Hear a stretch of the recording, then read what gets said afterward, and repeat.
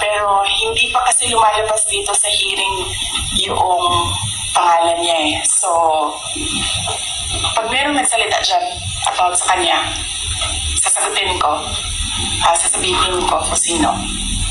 So, iisa lang ang handler ni Risa Ontiveros, Isani Trillanes, at ni Franz Castro. Although si Franz, parang I think she's serving two masters.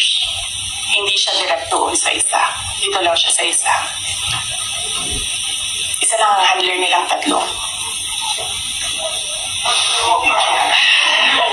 Kasi ang dami nyo ng materials. So, pag inubos natin lahat ngayon, wala na kayong trabaho bukas. Sa susunod na araw, sa susunod na buwan, o ano po yung trabaho ninyo, wala na kayong balita. Hindi. Hindi. Alam niyo naman eh. Gusto niyo lang manggaling sa akin. Alam na. We know the person. Alam niyo kung sino. Gusto niyo lang manggaling sa akin. Pero mamaya na kasi hindi, meron kasi siyang kwento eh. Kasi hindi pa kasi lumalabas. So hindi ko malabas yung kwento. So, Sa kwan ko? Sa third moment mo ba sa good government mo ba lalabas? Or sa Kwan ko? sa good government.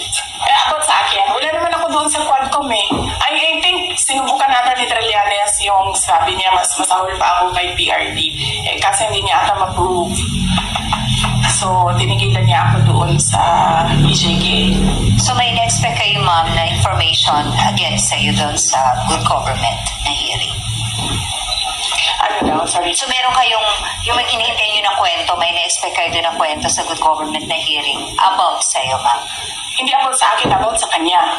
I mean, yes, about sa akin. Pero,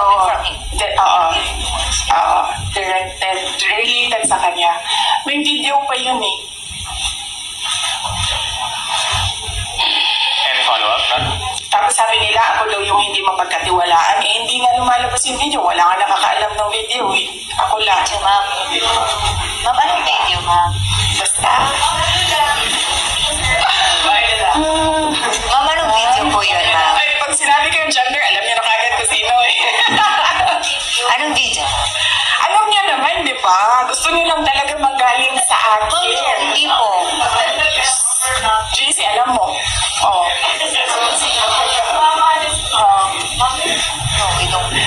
Antayin natin. Mahaba kasi yung kwento sa kanya.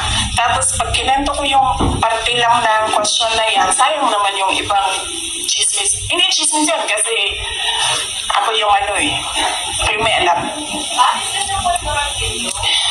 Hindi, iba pa. Iba pa.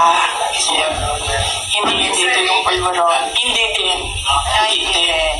Oo. Wala namang question. Ano na ito? Fishing na ito. Fishing. Tapos bakit ka lang ng video about saan lang? Maraming salamat.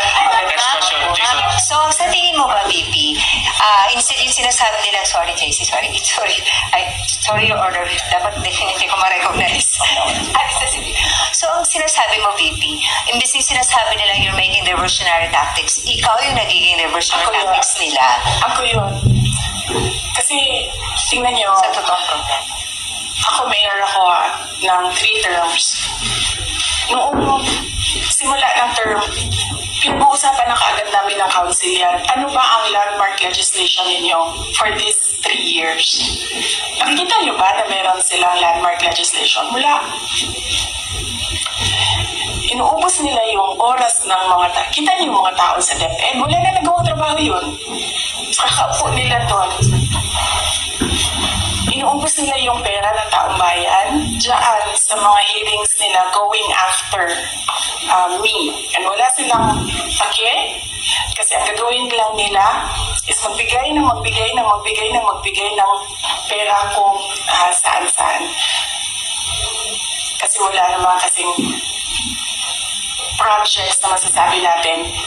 Ang sa amin yan, pag umuupo ako, ewan ko lang sa iba, ako, nung mayor ako, pinag-uusapan ka agad, ano ang big ticket project ng 3 taon na ito? Ano ang landmark legislation ng taong ito?